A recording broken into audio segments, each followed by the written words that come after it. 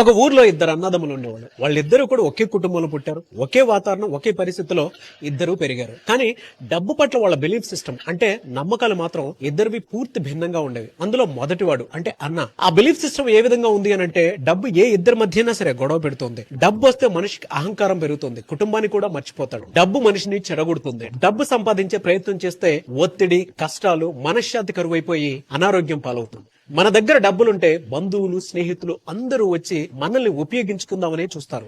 అలాగే డబ్బు సంపాదించాలంటే మోసం చేయాలి, అవినీతి చేయాలి. డబ్బు సంపాదించిన వాళ్ళందరూ కూడా స్వార్థపరులు, అవినీతి పరులు, డబ్బుందని పొగరు చూపిస్తారు అన్న నెగిటివ్ బిలీఫ్ లోనే ఉండేవాడు. దాని వలన అతని మనసు డబ్బును దగ్గరకు రానియకుండా దూరం ఉండేలా చేస్తుంది. సబ్ కాన్షియస్ మైండ్ లో కూడా ఆ విధంగానే నాటుకుపోయింది. పని చేసే అవకాశాలు వచ్చినా వదిలేశాడు. చిన్న వ్యాపారం చేసే అవకాశం వచ్చినా భయపడ్డాడు. చివరికి అతని జీవితం పేదరికంలో కూరుకుపోయి జీవితంలో నిరాశ మిగిలి అప్పుల్లో మునిగిపోయాడు.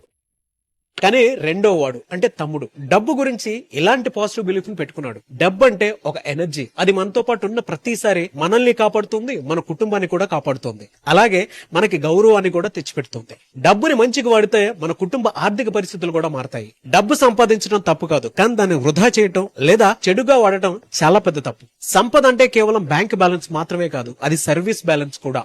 డబ్బు వల్ల కళలకి రెక్కలు వస్తాయి. డబ్బు మన చేతిలో ఉంటే మంచి ఆరోగ్యము, విద్య, ఉద్యోగ అవకాశాలు, దానితో పాటు భద్రత కూడా మనకి కల్పిస్తోంది. వేల మందికి ఉపయోగించవచ్చు, అలాగే ఉపయోగపడుతుంది కూడా. డబ్బు నాకు గౌరవం మాత్రమే కాదు, ఇతరుల పట్ల జీవితాల్లో వెలుగును నింపేటువంటి శక్తినిస్తోంది అనే పాజిటివ్ బిలీఫ్ తోనే డబ్బును స్వీకరించాడు.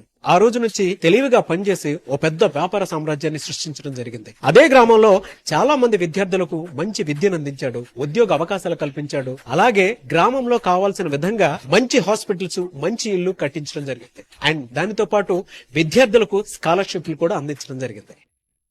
ఎంటైర్ ఇన్సిడెంట్ మనకేం సూచిస్తోంది అని అంటే, ఆ ఇద్దరు అన్నదమ్ములు ఒకే కుటుంబంలో పుట్టారు, ఒకే వాతావరణంలో పెరిగారు, పుట్టుకు కూడా ఒకే విధంగా ఉంది. కానీ బిలీఫ్ సిస్టమ్ మాత్రం ఇద్దరిది వేరువేరుగా ఉండటం వల్ల పెద్దవాడు డబ్బుకి శాపంగా మారిపోతే చిన్నవాడు డబ్బుకి ఆశీర్వాదంగా మారటం జరిగింది.